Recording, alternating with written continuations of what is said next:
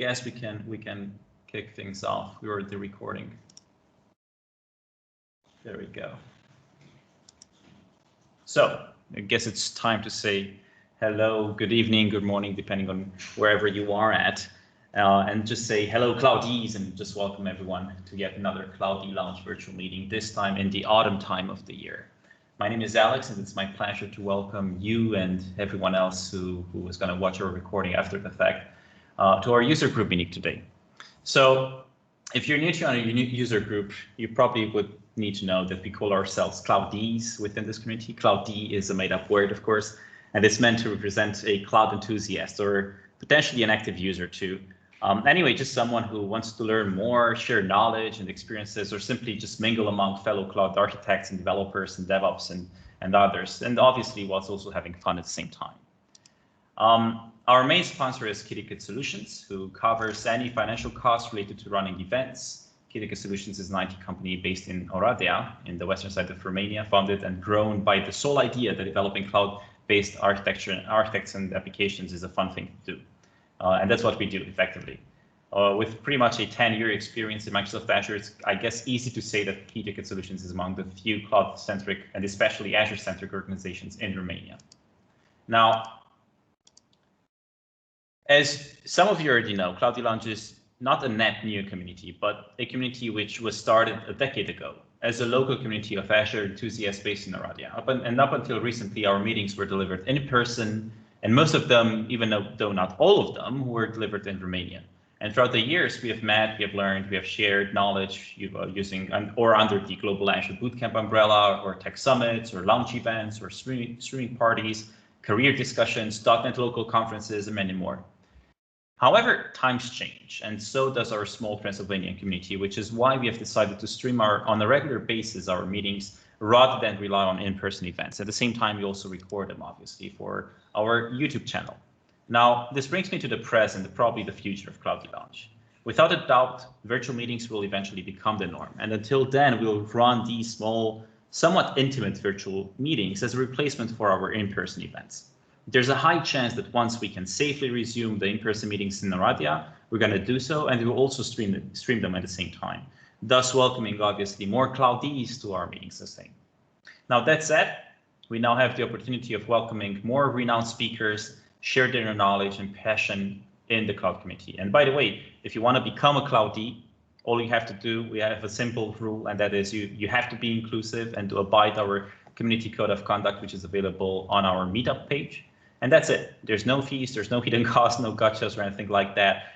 We do like to stay in touch with you. So if you do want to sign up, we would prefer that you have a meetup.com account and you just join our group, and that's it.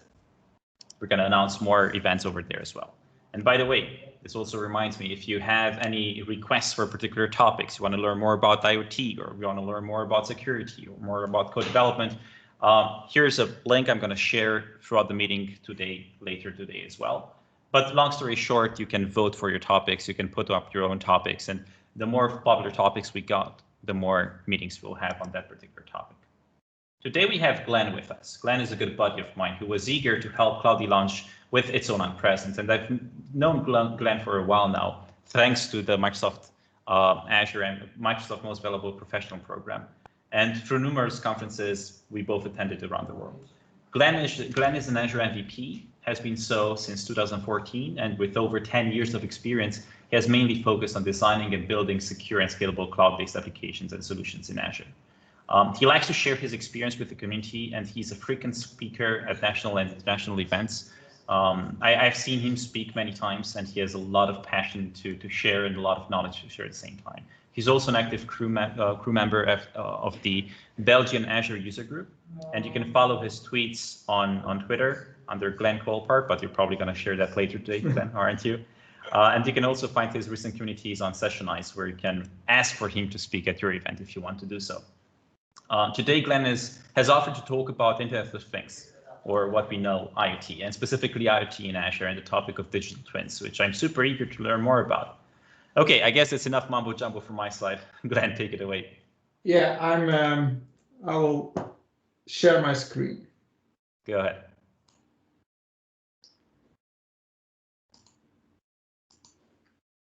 So thank you for the introduction. So I suggest that we kick it straight off. I just want to say, if you have any questions during the session, just put them in the meeting chat. At the end of the session, we'll leave some room for Q&A where we can have some chat. But during the session, don't hesitate to put already some things in the chat. So as Alex already mentioned, today I will be talking about Azure Digital Twins. It's a service that was relaunched at Build beginning of this year. It's actually gotten a refresh, but now we're in the second release of the service. And we're going to take a look at what it is, how can you build your IoT solutions, and what problems or what issues it's trying to solve. So, as already just said, FYI, sorry to interrupt, but I don't see your screen. Maybe others do, but I don't see it. Okay, let me. Is this better? Yeah, there you go. Okay, so the only thing you missed, let me just put that aside here. The only thing you missed is this awesome screaming guy and the title of the session. So sorry for the hiccup. So as already said, my name is Glenn. I think Alex did a great job of introducing me. So if you want, you can follow me on Twitter, where I tend to mix humor and tweets about Azure and IoT. And also you can see my GitHub page. The demo that we will show you today is completely hosted over there, so you can grab those demos after the session. So I'm part of Shure Belgium. It actually got founded beginning of this year. We're around 60 employees, where we mainly focus on building Azure on platform as a service. We have 4 Azure MVPs.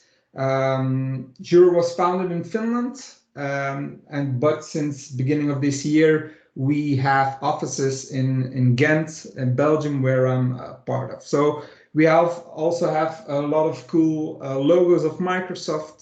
The most important and coolest one is, of course, the Microsoft Partner of the Year finalist of last year. So with that said, let's start our talk about IoT. So as you know, IoT is all about connecting things, getting those things connected, creating insights and actions upon that. The most important thing or decision that customers or companies need to make when they're doing IoT is making a decision between platform as a service or software as a service. The biggest advantage of using, of course, platform as a service is that, of course, you are in full control of the feature set, scalability, and so on. And that's also the biggest challenge of it. But next to the choice of doing platform as a service and software as a service, the most important is to not treat IoT simply as an IoT project. So it's important that you really integrate IoT strategically within your organizations if you're starting to, if you decide to implement that. Before we jump into the details of digital twins, I want to give you a quick heads up on Microsoft's IoT product portfolio to just be on the same level, see where we are. So as already said, there's a couple of areas where you can divide those solutions in, and the first area is the software as a service.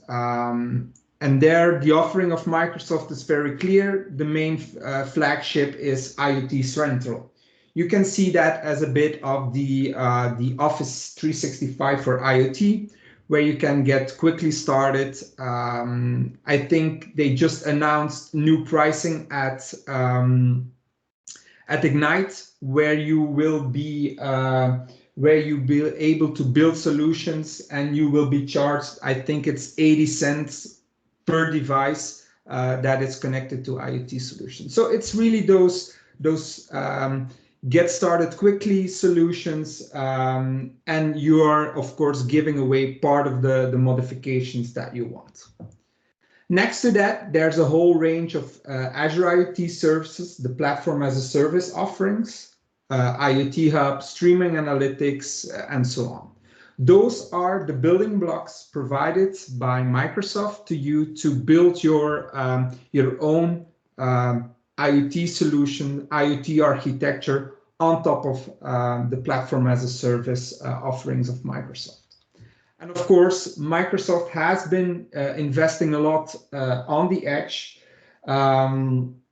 with Azure IoT Edge, Azure IoT Device SDK, and so on, and building and bringing more and more of those Azure services onto the edge. So myself, I've been involved in quite a few IoT projects and solutions, and Edge is becoming more and more important in these things.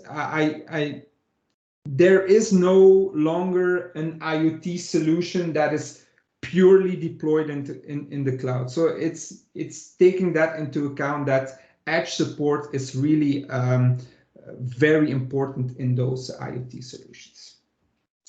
Next to these services that focus on more software development, on the actual services on the Azure platform itself, there's a whole range of services and offerings that focus on the devices itself.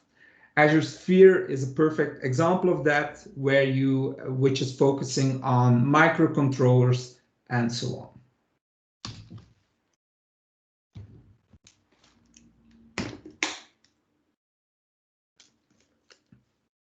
As already mentioned, IoT is about connecting your assets, creating insights on the data you're getting, and doing some actions on top of that. But we see that more and more a new trend of IoT solutions is emerging among customers. And what it is, customers more and more want to build their IoT solution around an environment that they are currently having. So we're moving into a phase of having connected environments where customers want to model their physical environment and keep that physical model up to date with IoT data. If I'm honest, this is a more natural approach of bringing those IoT solutions to the customers or to the consumers. So as connected solutions continue to evolve, people more and more are thinking about having those connected environments interconnected with each other and really creating those connected ecosystems with each other. And this is actually where digital twins comes into play. It's the key goal is to virtually represent the physical world with a digital twin, with a model of the physical world, and keeping it up to date with IoT data, while modeling the relationship between the environment, the people, the places, devices. You can see it as a bit as context-aware solutions. So everything I'm going to say today is about digital twins. Be aware this service is still in preview. It's actually, as already mentioned, it's version 2 of the preview. There might be some changes before we go GA or before the service goes GA. If I'm not mistaken, Sam announced the GA date of Digital Twins to somewhere in October. So within this and a month, you can expect the service to enter GA. As already mentioned, the difference between V1 and V2 are quite significant. And they are based on the feedback of the customers that were using the V1. So some key difference where we definitely will talk about further on during this session is modeling is now based on standards. So the model, the way you will model your digital twins is fully based on an open standard. It is used across services in Azure and across the IoT services. There's the model also allows a more flexible topology definition, but I will come back to that later. In V1, only JavaScript was supported, while now it's fully integrated with Azure Functions. IoT Hub is now external to the service, while it was built in the future, and so on and so on. So Digital Twins is about creating next-gen IoT solutions, basically modeling your IoT solution that fits a real-world scenario or a real-world environment. There are some key components, some key topics that we will need to talk about today. So first of all, there's the open modeling language, the live execution environment, the way you input from IoT and business systems, and the way you get data out of the digital twins to, for example, time series insight or to a storage or a analytics. So let's first of all talk about the open modeling language. So you can create custom domain models using the digital twin definition language. It's a mouthful. It's based on JSON-LD, and it is used in other IoT services like plug and play. It allows you to model your tree environment in time series insights and so on. With the twin definition language, you can start describing your digital twin with properties.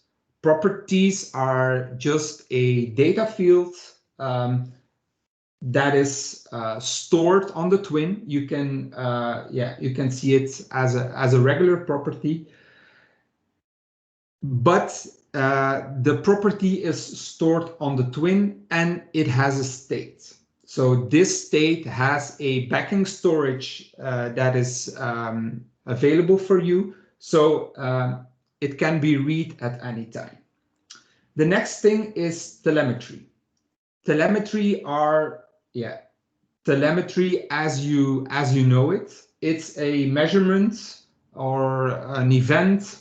It can be sensor readings or anything else you understand under telemetry. The key difference between properties and telemetry is that telemetry is not stored on the twin itself. It's a series of data that is flowing through your twin.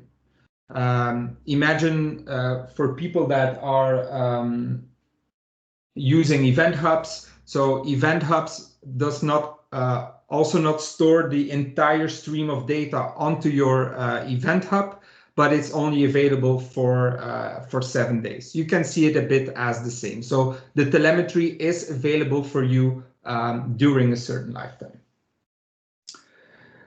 So then you have components, and components allows you to build interfaces as part of the twin. So imagine that you're digitally modeling a cell phone.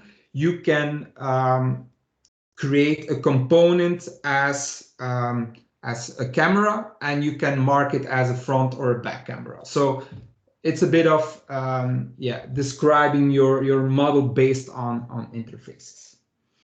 And the key difference, the key description of your digital twin is done in relationships. And relationships allows you to define how your twin is interacting with other twins. So what is the relationship between them and so on.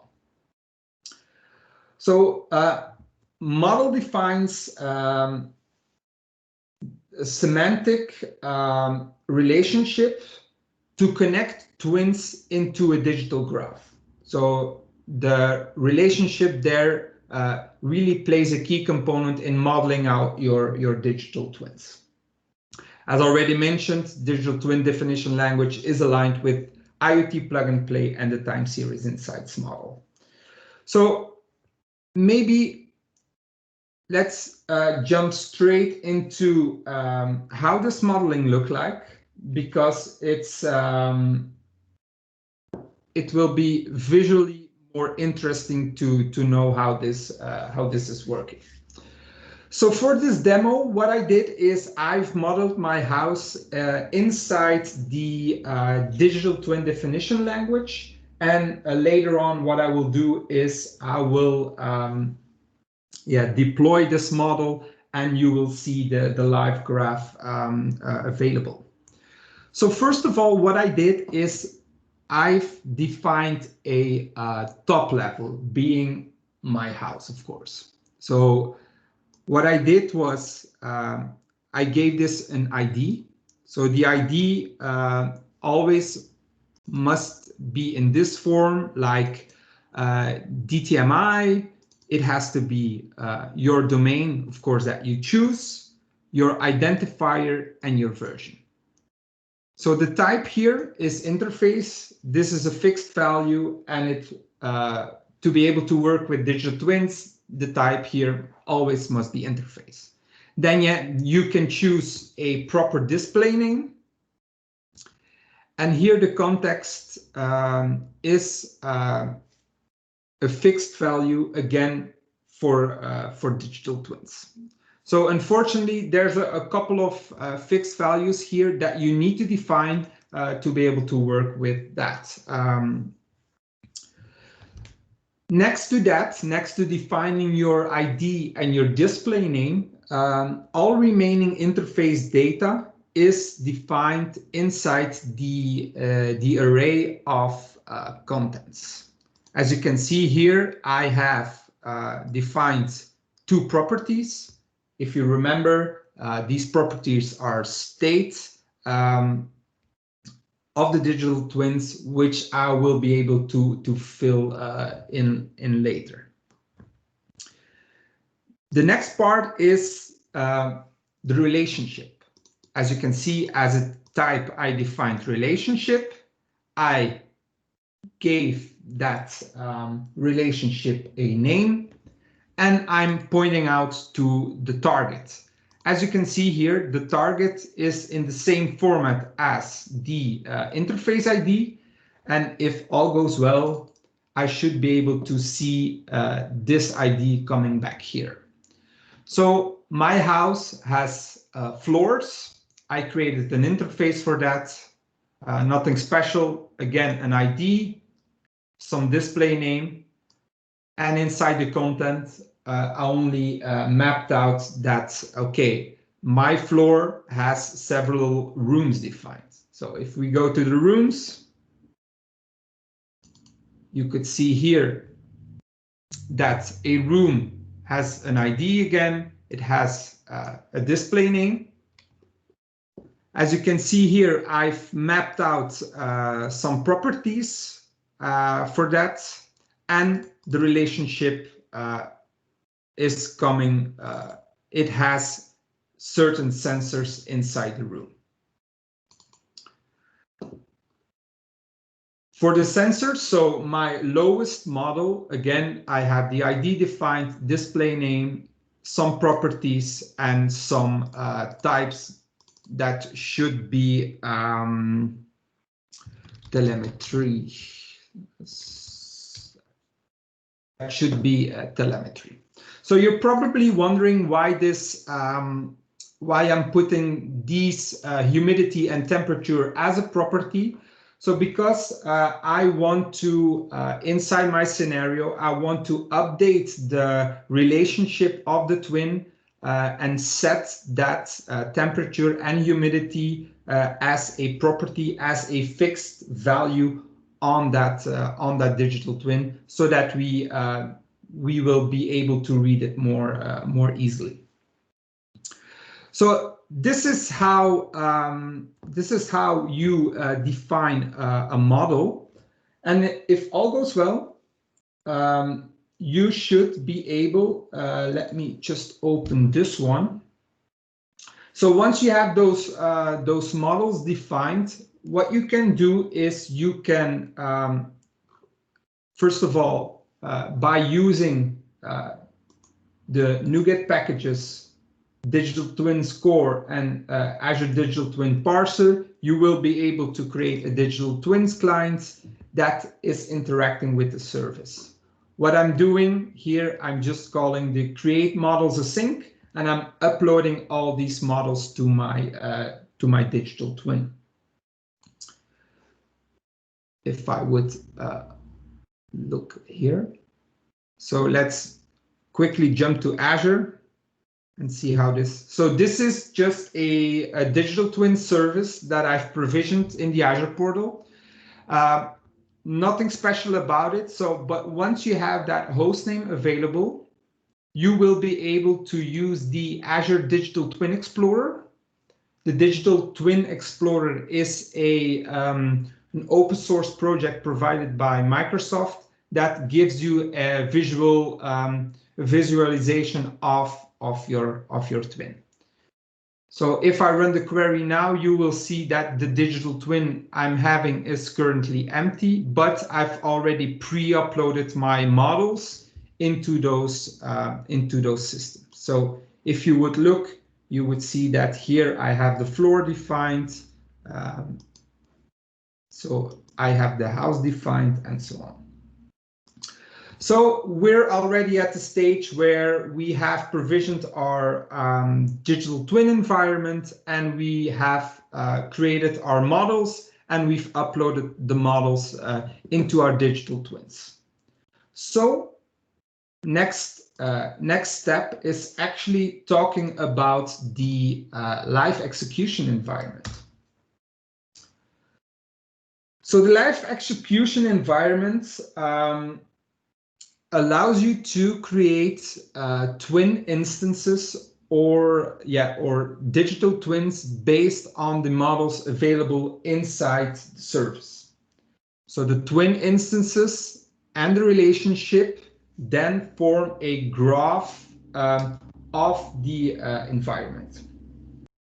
So the relationships, remember that we defined the relationships a twin can have as part of the model. So if you remember, our house contains floors, our floor contains rooms, and so on and so on.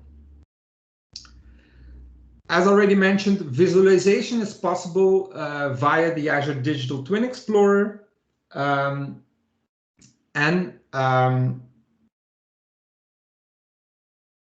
by using the eventing and data processing capabilities of digital twins that is usually fixed with the external compute, you can update the twin with data, you can create digital twins and so on.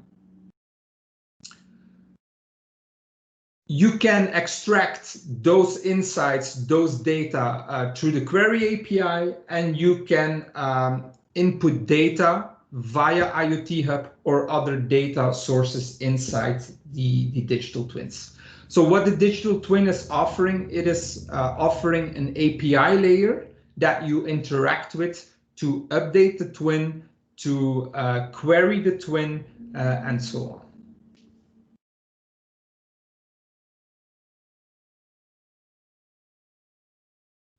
So remember, we also said that that storage and analytics was an important part of digital twins, and having that storage and analytics outside of digital twins, you can route your information or your data about your twin via event hubs, event grid, or service bus to the outside.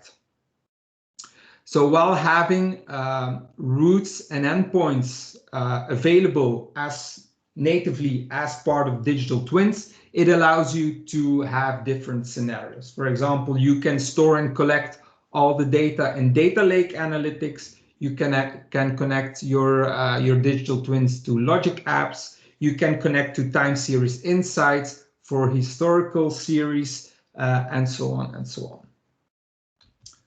So this gives you a visual idea on how integration with time series insights works. I will definitely show that later during the demo setup.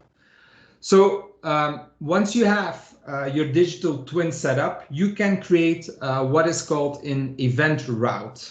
Event routes then can route those events to event hubs that has in Azure Functions available, and that Azure Function will then convert the necessary data towards a more friendly format of time series insights, and you can use another event hub to feed data to time series insights.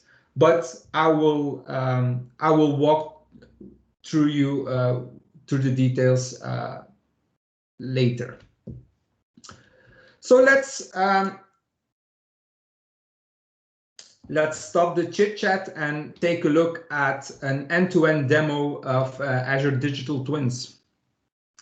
So what I will use is I have a set of simulated devices that are transmitting data to IoT Hub. That data of IoT Hub is being picked up by an Azure function. And that Azure function is using the APIs available of Azure Digital Twins to feed data into Azure Digital Twins. With the use of routes, I am then outputting all the data to event hubs, or the data that I need to event hubs, and then feeding that data into time series insights. As already mentioned,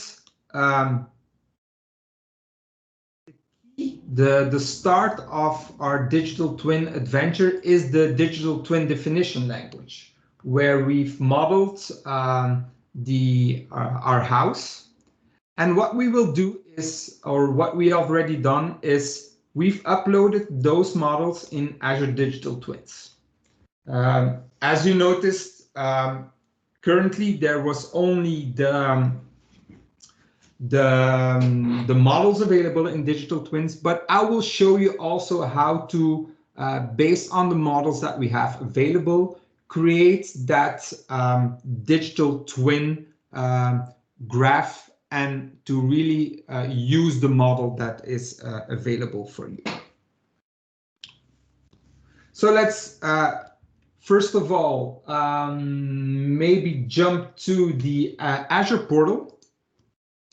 So as already said, once you provision digital twins, you will get the service like this. Here in the left-hand side, you can connect outputs. In this case, I have connected Event Grid and Event Hubs. I will come back to that later and show you that in details. You can also define event routes based on the endpoints that are available. You can see those endpoints and those routes a bit as the IoT Hub endpoints and routes that are available inside that service. So it's you can see that a bit as a one-on-one match.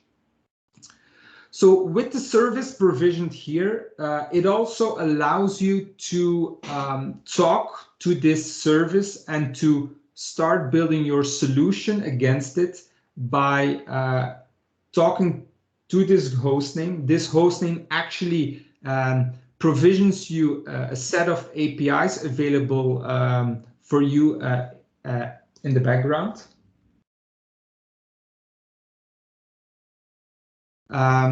Let me see if I can.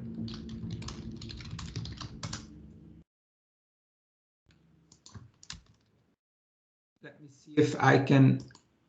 So this is the REST API that is available. So it allows you to create twins, to list twins, and so on and so on. So while this service is provisioned, this will be available for you.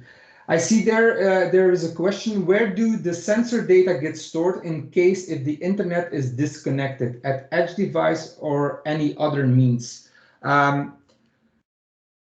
Usually, what we're entering here is a question: if your device is disconnected from the internet, where does the data get stored? So usually, if your solution or your device is running IoT Edge and you get disconnected of the internet, or your device gets disconnected, the sensor data is usually stored on the device itself. Of course, depending on the size of your device, the data will then get dropped, or you can define a certain threshold of the data that needs to be kept onto your device. Actually, the full device management of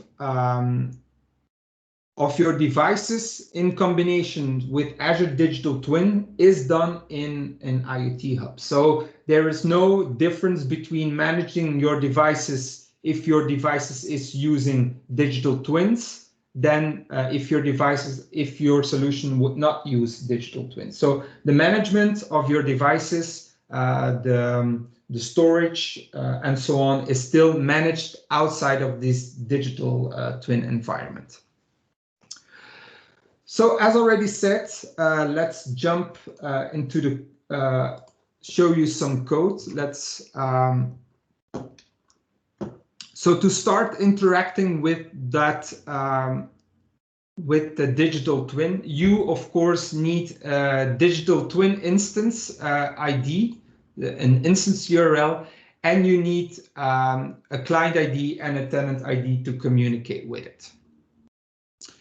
So once you have that available, you can create a digital twin client, and that digital twin client will be used to interact with your digital twin.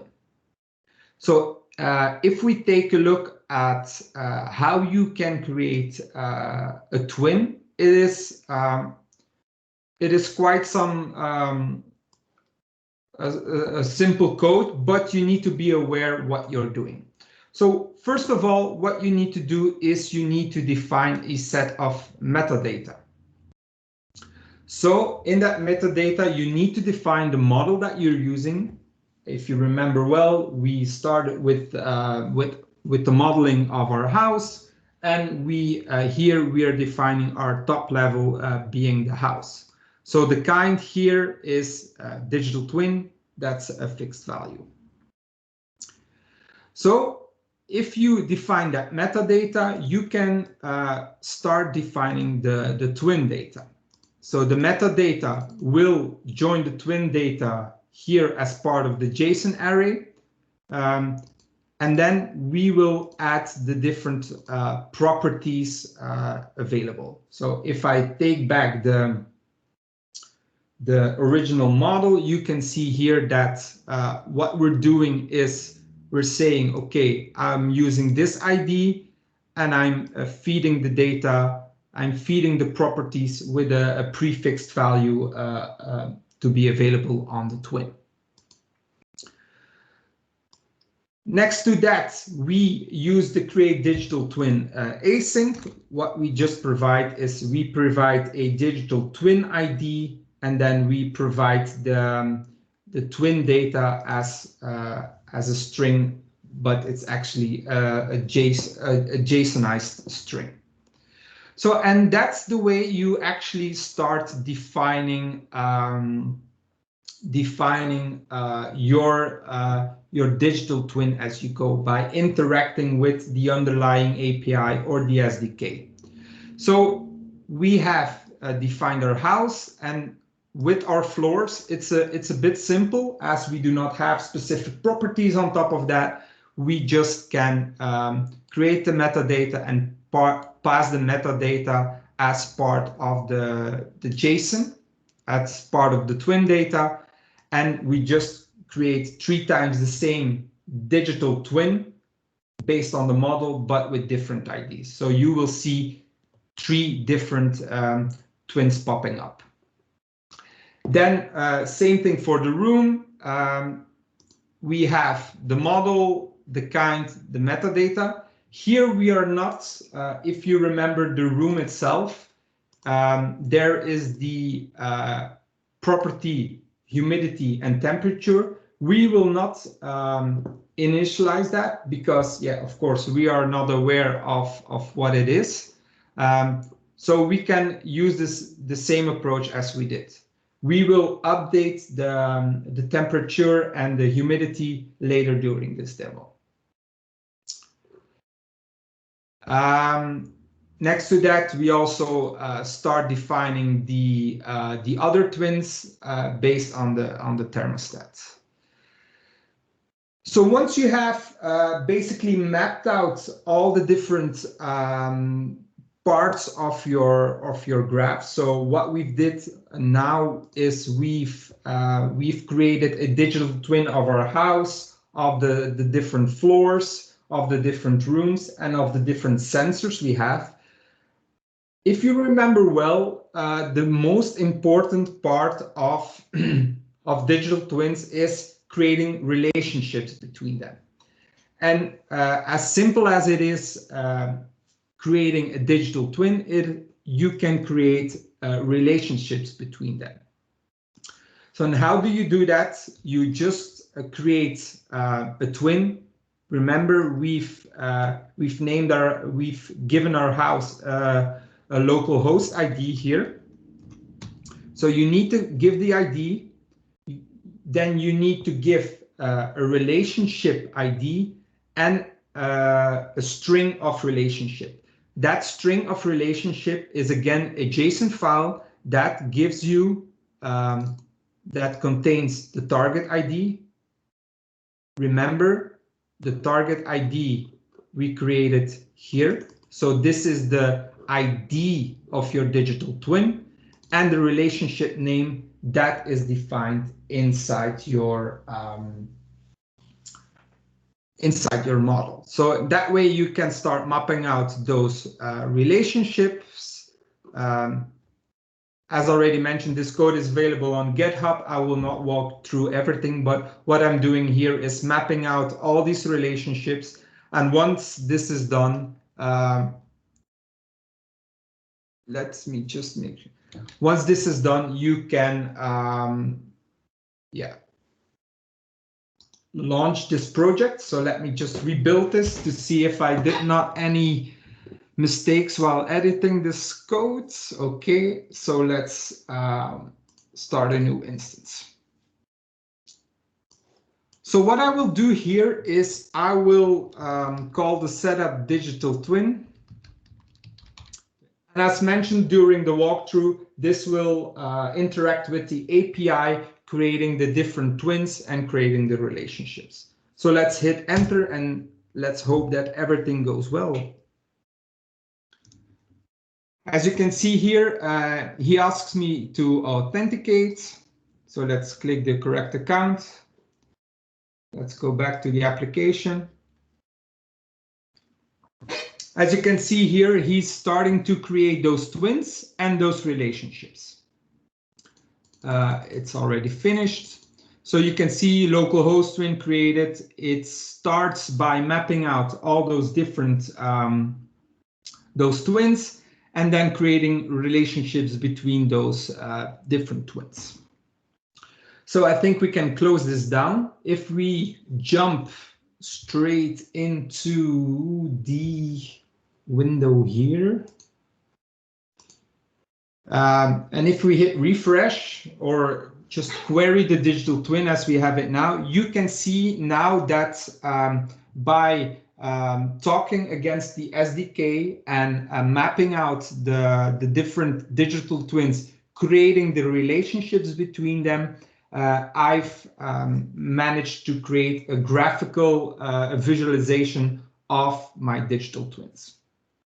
If we would click the different instances here or the different twins, you would see that it has that metadata available. Remember the construction year, the owner, the rooms, I believe, had temperature and humidity value, and of course the devices itself, the firmware version we've added, and the temperature and the humidity. So that's how we've created our digital twin. And I'm looking at the time, we still have some time left. So, so how can you now update data towards that digital twin? So as already mentioned, I have simulated devices. For each of those simulated devices, I have created a device ID. Please ignore this one. This is part of another demo. So I have created the different devices ID inside IoT Hub. And now it is key to bring that device data that is flowing through IoT Hub to bring it to digital twins. So the way the service is set up now is that it's leveraging Event Grid, and it's using, if I can click at the details, it is using the device telemetry. So every time the device is putting telemetry in IoT Hub, it is arriving at IoT Hub. We do a call to Azure Function to process those hub messages. So, and if we would take a look at the code,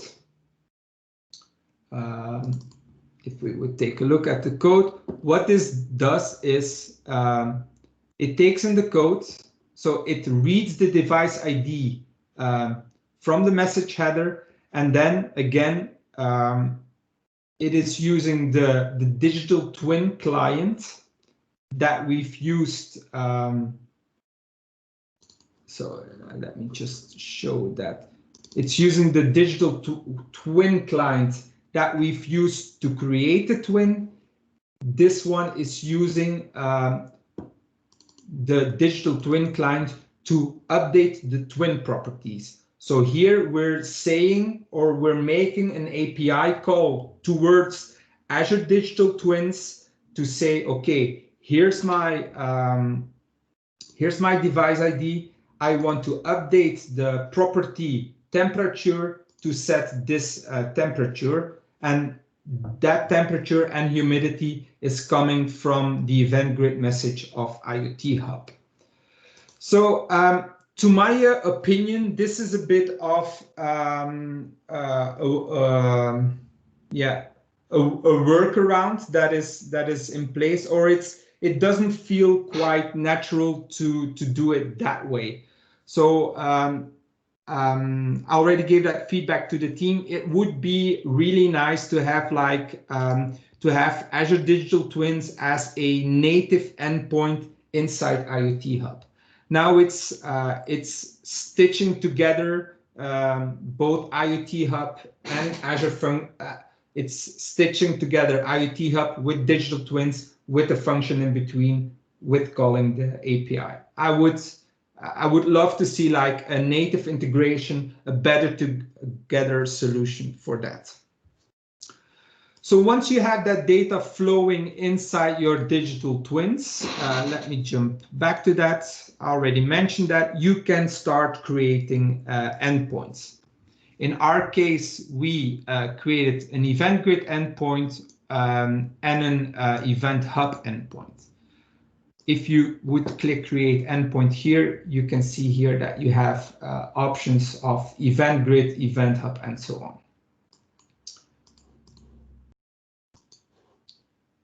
Once you have that endpoint set up, you can create routes. And let me just, you can select different, once you can give your route a name, select an endpoint, and then you can start selecting the type of events you want to see entering that endpoint. In our case, what we did with this is, let me just click that, for event hubs, we're filtering on the type twin update. So every time we update the twin, or when the twin gets updated, remember we're updating the twin with data from IoT Hub. Every time that gets updated, we raise an event to this endpoint. So that event will enter the event hubs, and we can basically start reading those events from Event Hub. So just to briefly show you, that is also part of the demo. We're reading the values from Event Hub, and what we're doing is just putting that that event, parsing it, and adding it to another Event Hub that is linked with time series insights. So, and you probably hear some background noise. So the kids are coming home. So excuse me for that. So let's show you how this is working at itself. So I will now start a device simulator. If you want, this device simulator is also available on the GitHub repository. So be my guest to use that and to actually start trying this out end to end. So I will start a new instance of that. So as you can see here, I have a device simulator throwing out simulation messages, sending out temperature and humidity for the different sensors every couple of seconds. So remember, as we are using IoT Hub directly, this data now is processed through the event grid subscription and is entering our digital twin. So we're actually live updating the digital twin as we speak. If we would go back to the Digital Twin Explorer, we would be able to see, if we click on one of the thermostats, you would see that this value is being updated with the telemetry messages of IoT Hub. Remember, we're leveraging event grids, we're parsing that in Azure Functions and doing an API call to Digital Twins to update that. As you can see here, we're also updating the overlying or not. Let me come back to that. So that's not correct. So normally we would also see an update happening here, as I have a relationship between those two going on. So I should check on what's going on right there. So we're now feeding data inside the digital twins, and this can now be queried as you wish. So therefore, let me just open up another tool. And this is the official sample of Microsoft. So let me just close that one down. So again, it needs to authenticate me, that app. So now I have here. So this application or this sample app is connected to my digital twin. And what I can do is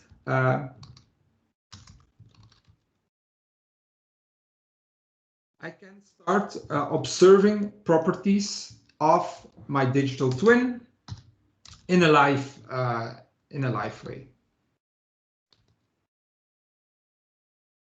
So as you can see here, this gets updated frequently, and this is just a way of, again, querying the digital twin to see what is the current values of those sensors. While we were talking, remember that we've had inside our digital twins, we've set up an endpoint and an event route that was eventually connected through event hubs with time series insights. And if all goes well, we should be able to see some data flowing in over there. So let me open time series insights. And let me just add the temperature for the different sensors. So this was my test from earlier this afternoon. So let me just zoom in here. And to let me just it's not properly showing. So this is now the live data that is flowing through my twins, but being extracted out of it by using the routes and the endpoints. So this is quite interesting to also being able to extract your data outside of the twin. So that was it for the demo. As already said, this is available on my GitHub, so do not hesitate to take a look at that. So that leaves us some time for the conclusion.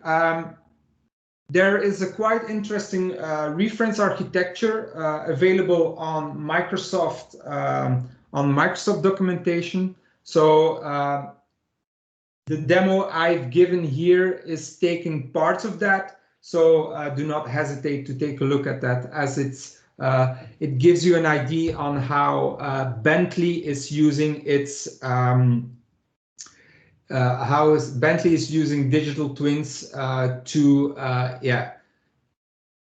create its models and having those values being updated and so on.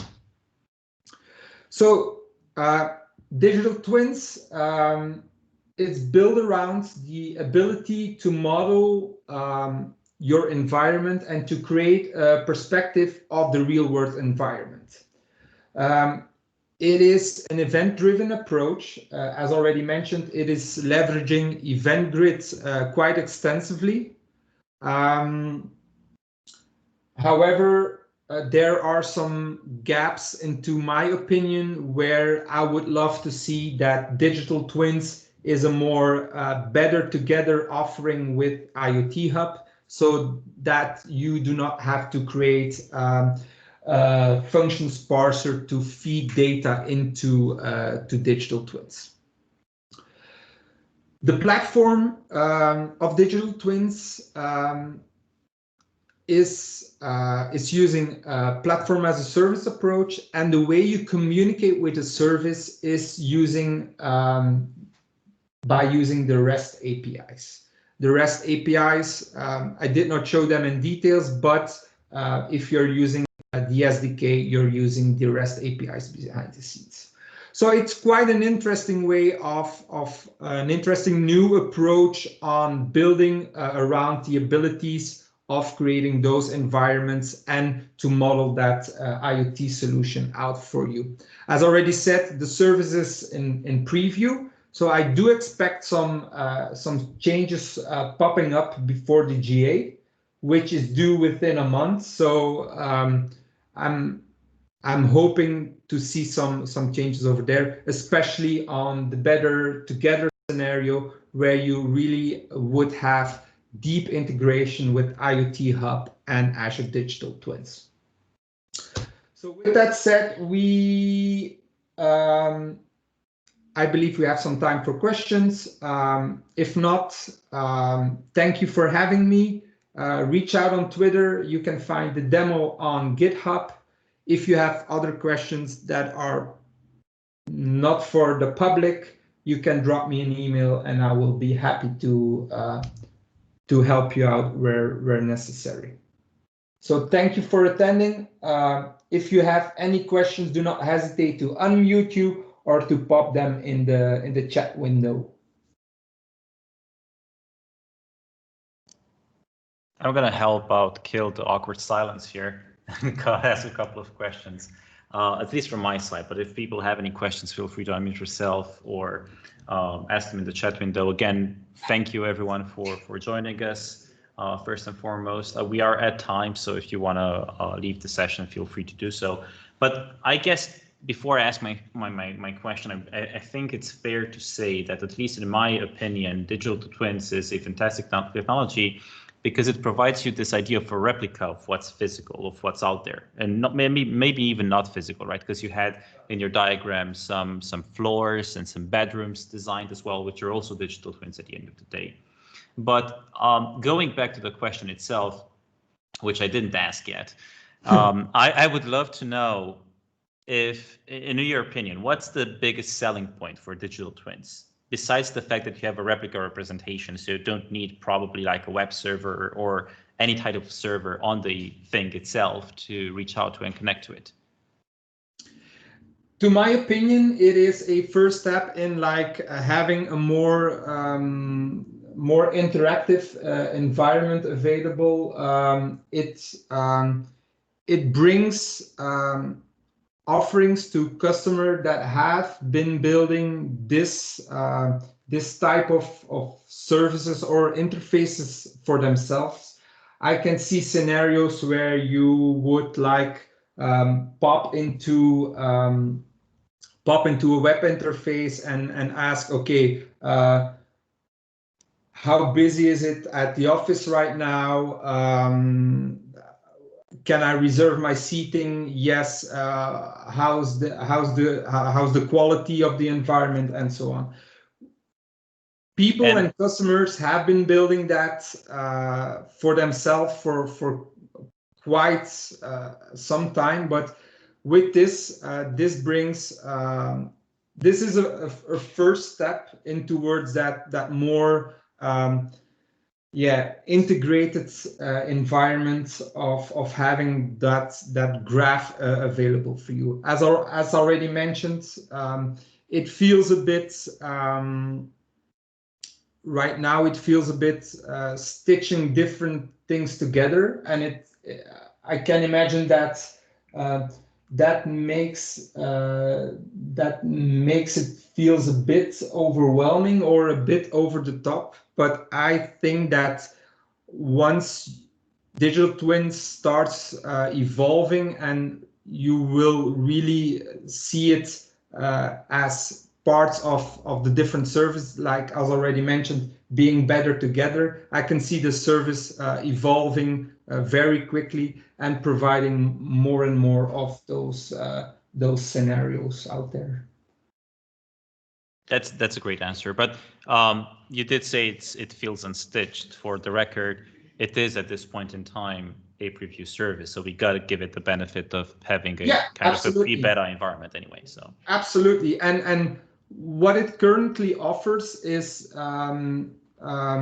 it provides a big flexibility of using this using the service and bringing that those stuff together in the twin, and the stitching together is expressed with the most utter respect towards the service. It's just yeah. But in that regard of it being a preview, how far away do you think we are from having a full production supported digital twin implementation in Azure Digital Twins?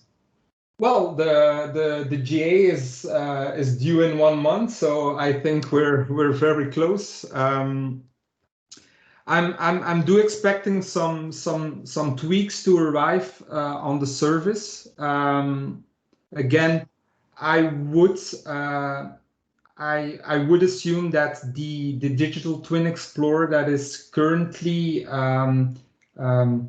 available as an open source offering of Microsoft, I can see that arriving natively in the service. I'm not going to say at GA, but I can see that it would be a good approach to have that natively baked into the service, even available in the Azure portal. So, because if you're visiting the service now, it is simply, again, with the most respect, it is offering an API on top of a runtime. Sure. That you cannot see, and that visualization of that graph and those models, I can see that arriving very soon inside the service. Again, without having any deeper insights into the roadmap, I would assume that this would be something that would be arriving very soon. Another way of saying it is one might speculate. Yes. Have you ever tested the graph with, say, thousands or tens of thousands or hundreds of thousands of representation in the Explorer? And if yes, does it work, or is it still like a laggy UI experience that you're getting? I did not test it with that many things. Would you see digital twins implemented in like an automotive industry, for example, where you see vehicles and whatnot? Can you repeat the question? Sorry, that was... Would you see Azure Digital Twins implemented for the automotive industry, where you see digital twins as, well, kind of a vehicle, and then you can drill down into seeing various sensors and positions and whatnot, events of the vehicles and so on? I think that will be a very challenging way of doing that. However, I can imagine that you can put those vehicles inside the service, but I'm not aware on how that would scale, because if we're talking rolling devices, that would be quite a challenge. But I think it would be possible, and I think it would be an excellent use case to actually put the stress test onto the service itself. Which brings me to the last question I have, at least, which is, how much do you think a solution as such would cost? I mean, if you were to look, for example, at your own graph and the home scenario solution, how much would that cost? There is currently no pricing available, so that's I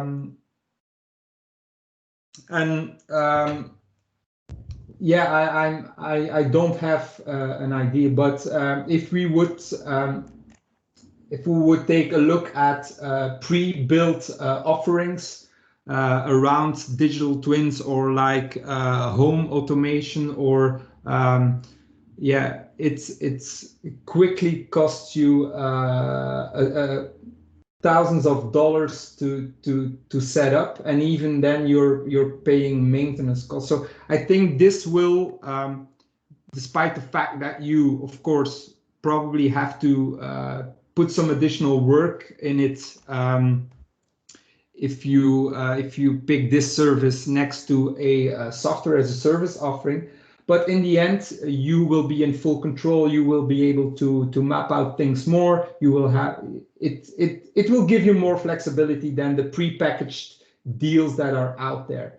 Regarding the cost of digital twins itself, again, the pricing will become visible once the service goes GA. And in fact, the pricing in preview is free, so it's you can still try the service for free for 1 month at least. So I would say go and check it out. Awesome.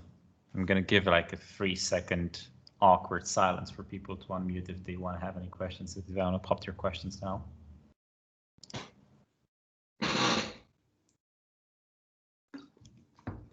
Well, I guess that was enough of questions for today. So with that being said, thank you again, Glenn. That was a fantastic question. A lot of insights there. I've learned a ton. Our upcoming session in Cloudee Lounge is going to be next week, in fact. So there's almost no break whatsoever. But then we're going to have a regular break in the regular cadence for all of our meetings. Next week, we're going to talk about security in Azure, specifically the top 10 Azure security fails and how to avoid them. Carl Oates will be our speaker next week. He is the VP of Cloud Security at Swiss Re, one of the largest insurance companies in Europe. You may likely have heard of. And with that being said, once again, thank you for joining us and tuning in, and we'll see each other next week. Bye, everyone. Thanks, Glenn.